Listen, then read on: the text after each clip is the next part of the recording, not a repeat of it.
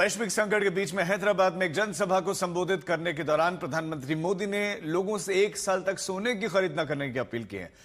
साथियों, गोल्ड यानी सोने की खरीद एक और पहलू है जिसमें विदेशी मुद्रा बहुत अधिक खर्च होती है। एक जमाना था जब संकट आता था, कोई युद्ध होता था तो लोग देश हित में सोना दान दे देते थे।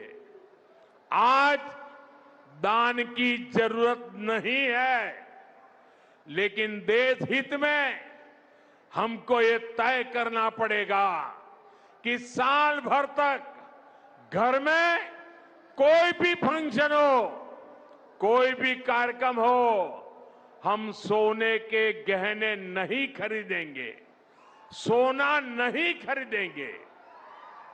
विदेशी मुद्रा बचाने के लिए हमारी देशभक्ति हमें चुनौती दे रही है और हमें इस चुनौती को स्वीकार करते हुए विदेशी मुद्रा को बचाना होगा। जो सोने की गिरावट को लेकर भविष्यवाणी बताई गई है, वह भी गहरे संकेत देती है। यदि हम वर्तमान स्थिति को ध्यान से देखें तो यह बात स्पष्ट होती है कि यह संकेत भी संत रामपाल जी महाराज के विषय में ही प्रतीत होता है, क्योंकि संत रामपाल जी महाराज के आदेशानुसार उनके करोड़ों अनुयायी स्वर्ण का उपयोग नहीं करते। दर्शकों, संत रामपाल जी महाराज इसका कारण बताते हैं कि जब धर्मपरायण राजा परीक्षित के राज्य में कलयुग ने अपने पैर पसारने चाहे तो कलयुग के प्रभाव से राज्य में अनिष्ट और अप्रिय घटनाएं होने लगी।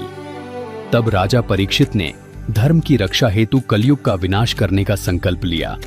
मृत्यु को सामने देखकर भयभीत कलयुग राजा के चरणों में गिर पड़ा और करुण पुकार करते हुए प्राण भिक्षा मांगने लगा। राजा परीक्षित अत्यंत दयालु थे, उन्होंने उसे क्षमा कर दिया, परंतु कलयुग ने राजा से अपने रहने के लिए स्थान मांगे। तब राजा ने उसे केवल 4 स्थानों पर रहने की आज्ञा दी। पहला, जहां शराब का सेवन होता हो। दूसरा, जहां परस्त्री गमन अर्थात वेश्यावृत्ति हो। तीसरा, जहां जुआ खेला जाता हो। और चौथा, सोने में। समय का चक्र देखिए। एक दिन राजा परीक्षित वन में शिकार खेलने गए और अपने मार्ग से भटक गए। उस समय उनके सिर पर सोने का मुकुट सुशोभित था। कलयुग को अवसर मिल गया और वह एक सूक्ष्म मक्खी का रूप धारण करके उसी स्वर्ण मुकुट पर बैठ गया। मार्ग खोजते हुए राजा एक आश्रम में पहुंचे।